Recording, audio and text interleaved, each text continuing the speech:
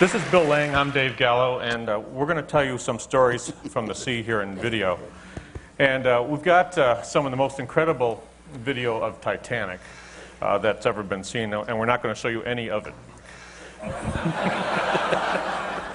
Now, the truth of the matter is that the Titanic, even though it's breaking all sorts of box office records, that's not the most exciting story from the sea. And the problem, I think, is that we take the ocean for granted. When you think about it, the oceans are 75% of the planet, most of the planet's ocean water. The average depth's about 2 miles. Part of the problem, I think, is we stand at the beach or we see images like this of the ocean, and you look out at this great big blue expanse, and it's shimmering, and it's moving, and there's waves, and there's surf, and there's tide. But you have no idea for what lies in there. And in the oceans are the longest mountain ranges on the planet. Most of the animals are in the oceans. Most of the earthquakes and volcanoes are in the sea, at the bottom of the sea. The biodiversity and the biodensity in the ocean is higher in places than it is in the rainforest. It's mostly unexplored, and yet there's beautiful sights like this that captivate us and make us become familiar with it. But when we're standing at the beach, I want you to think that you're standing at the edge of a very unfamiliar world. We have to have a very special technology to get into that unfamiliar world, and we use the submarine Elvin, and we use cameras.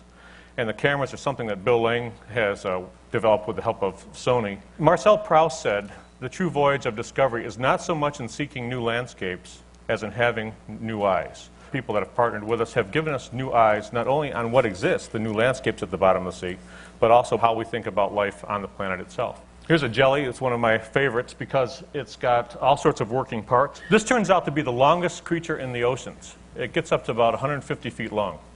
But see all those different working things? I love that kind of stuff. It's got these fishing lures on the bottom there going up and down. It's got tentacles dangling, swirling around like that. It's a colonial animal. Those are all individual animals banding together to make this one creature. And it's got these jet thrusters up in front that I'll use in a moment, and a little light. If you take all the big fish and schooling fish and all that, put them on one side of a scale, put all the jelly type of animals on the other side, those guys win hands down. Most of the biomass in the ocean is made out of creatures like this. There's the X-wing death jelly. The bioluminescence, they use the lights for attracting mates and attracting prey and communicating. We couldn't begin to show you our archival stuff from the jellies. They come in all different sizes and shapes. And we tend to forget about the fact that the ocean is miles deep on average, and that we're real familiar with the animals that are in the first 200 or 300 feet, but we're not familiar with what exists from there all the way down to the bottom. And these are the types of animals that live in that three-dimensional space, that microgravity environment that we really haven't explored. You hear about giant squid and things like that, but some of these animals get up to be approximately 140, 160 feet long. They're very little understood. This is another one of our favorites because it's a little octopod. You can actually see through his head, and here he is flapping with his ears and very gracefully going up. We see those at all depths, and even at the greatest depths. They go from a couple of inches to a couple of feet. They come right up to the submarine. They'll put their eyes right up to the window and peek inside the sub. This is really a world within a world, and we're going to show you two. In this case, we're passing down through the mid-ocean, and we see creatures like this kind of like an undersea rooster, this guy that looks incredibly formal in a way. And then one of my favorites, what a face. This is basically scientific data that you're looking at. It's footage that we've collected for scientific purposes, and that's one of the things that Bill's been doing, is providing scientists with his first view of animals like this in the world where they belong. They don't catch them in a net. They're actually looking at them down in that world. We're going to take a joystick, sit in front of our computer on the Earth, and press the joystick forward and fly around the planet. We're going to look at the mid-ocean ridge, a 40,000-mile-long mountain range. The average depth to the top of it's about 1.5 miles. We're over the Atlantic. That's the ridge right there, but we're going to go across the Caribbean, Central America, and end up against the Pacific, 9 degrees north. We make maps of these mountain ranges with sound, with sonar, and this is one of those mountain ranges. We're coming around a cliff here on the right. The height of these mountains on either side of this valley is greater than the Alps in most cases, and there's tens of thousands of those mountains out there that haven't been mapped yet. This is a volcanic ridge. We're getting down further and further in scale, and eventually we can come up with something like this. This is an icon of our robot, Jason it's called, and you can sit in a room like this with a joystick and a headset and drive a robot like that around the bottom of the ocean in real time. One of the things we're trying to do at Woods Hole with our partners is to bring this virtual world, this unexplored region, back to the laboratory, because we see it in bits and pieces right now. We see it either as sound, or we see it as video, or we see it as photographs, or we see it as chemical sensors. But we never have yet put it all together into one interesting picture. Here's where Bill's cameras really do shine. This is what's called a hydrothermal vent, and what you're seeing here is a cloud of densely packed hydrogen sulfide-rich water coming out of a volcanic axis on the seafloor. It gets up 600, 700 degrees Fahrenheit, somewhere in that range. So that's all water under the sea, 1.5 miles, 2 miles, 3 miles down. And we knew it was volcanic back in the 60s, 70s. And then we had some hint that these things existed all along the axis of it, because if you've got volcanism, water's going to get down from the sea into cracks in the seafloor, come in contact with magma, and come shooting out hot. We weren't really aware that it would have this be so rich with sulfides, hydrogen sulfides. We didn't have any idea about these things, which we call chimneys. This is one of these hydrothermal vents, 600-degree Fahrenheit water coming out of the earth. On either side of us are mountain ranges that are higher than the Alps. So the setting here is very dramatic. The white material is a type of bacteria that thrives at 180 degrees centigrade. I think that's one of the greatest stories right now that we're seeing from the bottom of the sea, is that the first thing we see coming out of the seafloor after a volcanic eruption is bacteria. And we started to wonder for a long time, how did it all get down there? What we find out now is that it's probably coming from inside the Earth. Not only is it coming out of the Earth, so biogenesis, made from volcanic activity, but that bacteria supports these colonies of life. The pressure here is 4,000 pounds per square inch, 1.5 miles from the surface to 2 miles to 3 miles. No sun has ever gotten down here. All the energy to support these life forms is coming from inside the Earth. So chemosynthesis. And you can see how dense the population is. These are called tube worms. And these worms have no digestive system, they have no mouth, but they have two types of gill structures.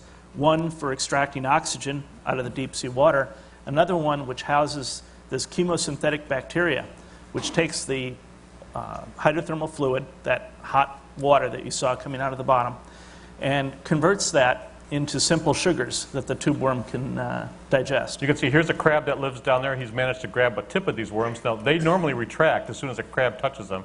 Oh, good going. So as soon as a crab touches them, they retract down into that shell. It's just like your fingernails. So there's a whole story being played out here that we're just now beginning to have some idea of because of this new camera technology. These worms live in a real temperature extreme. Their foot is at about 200 degrees centigrade, and their head is out at 3 degrees centigrade. So it's like having your hand in boiling water and your foot in freezing water. That's how they like to live. Yeah. This is a female of this kind of worm, and here's a male. And you watch, it doesn't take long before two guys here, this one and one that'll show up over here, start to fight. Everything you see is played out in the pitch black of the deep sea. There's never any lights there except the lights that we bring. Here they go. One of the last dive series, we counted 200 species in these areas. 198 were new species. One of the big problems is that for the biologists working at these sites, it's rather difficult to collect these animals, and they disintegrate on the way up. So the imagery is critical for the science. 2 octopods at about 2 miles depth. This pressure thing really amazes me, that these animals can exist there in a depth with pressure enough to crush the Titanic like an empty Pepsi can. What we saw up till now is from the Pacific. This is from the Atlantic, even greater depth. You see the shrimp is harassing this poor little guy here, and he'll bat it away with his claw. Whack. And the same thing's going on over here. What they're getting at is that on the back of this crab, the food stuff here is this very strange bacteria that lives on the backs of all these animals. And what these shrimp are trying to do is actually harvest the bacteria from the backs of these animals. And the crabs don't like it at all. These long filaments that you see on the back of the crab are actually created by the product of the bacteria. So the bacteria grows hair on the crab. In the back, you see this again. The red dot is the laser light of the submarine Elvin to give us an idea about how far away we are from the vents. Those are all shrimp. You see the hot water over here, here, and here coming out. They're clinging to a rock face and actually scraping bacteria off that rock face. Here's a tiny little vent that's come out of the side of the pillar. Those pillars get up to several stories. So here you've got this valley with this incredible alien landscape of pillars and hot springs and volcanic eruptions and earthquakes inhabited by these very strange animals that live only on chemical energy coming out of the ground. They don't need the sun at all. You see this white V-shaped mark on the back of the shrimp. Here. It's actually a light sensing organ. It's how they find the hydrothermal vents. The vents are emitting a black body radiation, an IR signature, and so they're able to find these vents at considerable distances. All this stuff is happening along that 40,000-mile-long mountain range that we're calling the ribbon of life, because just even today, as we speak, there's life being generated there from volcanic activity. This is the first time we've ever tried this anyplace. We're going to try to show you high definition from the Pacific. We're moving up one of these pillars. This one's several stories tall.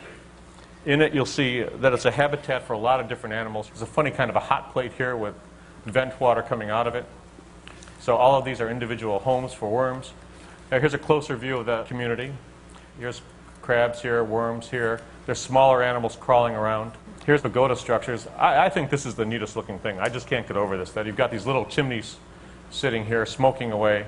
This stuff is toxic as hell, by the way. You could never get a permit to dump this in the ocean, and it's coming out all around it. Yeah, all that. It's unbelievable. It's basically sulfuric acid, and it's being just dumped out at incredible rates. And animals are thriving, and we probably came from here. Well, that's probably where we evolved from. This bacteria that we've been talking about turns out to be the most simplest form of life found. So there's a number of groups that are proposing that life evolved at these vent sites. Although the vent sites are short-lived, an individual site may last only 10 years or so. As an ecosystem, they've been stable for millions and billions of years. Oh, it works too well. You see, there's some fish inside here as well. There's a fish sitting here. Here's a crab with his claw right at the end of that tube worm, waiting for that worm to stick his head out. The biologists right now cannot explain why these animals are so active. The worms are growing inches per week. I already said that this site, from a human perspective, is toxic as hell. Not only that, but on top, there's the lifeblood. That plumbing system turns off every year or so. That plumbing system turns off, so the sites have to move. And then there's earthquakes, and then volcanic eruptions on the order of 1 every 5 years that completely wipes the area out. Despite that, these animals grow back in about a year's time. You're talking about biodensities and biodiversity, again, higher than the rainforest. That just springs back to life. Is it sensitive? Yes. Is it fragile? No. No, it's not really very fragile. I'll end up with saying one thing. There's a story in the sea, in the waters of the sea, in the sediments and the rocks of the sea floor. It's an incredible story. What we see when we look back in time in those sediments and rocks is a record of Earth history. Everything on this planet, everything works by cycles and rhythms. The continents move apart, they come back together, oceans come and go, mountains come and go, glaciers come and go, El Nino comes and goes. It's not a disaster, it's rhythmic. What we're learning now, it's almost like a symphony. It's just like music. It really is just like music.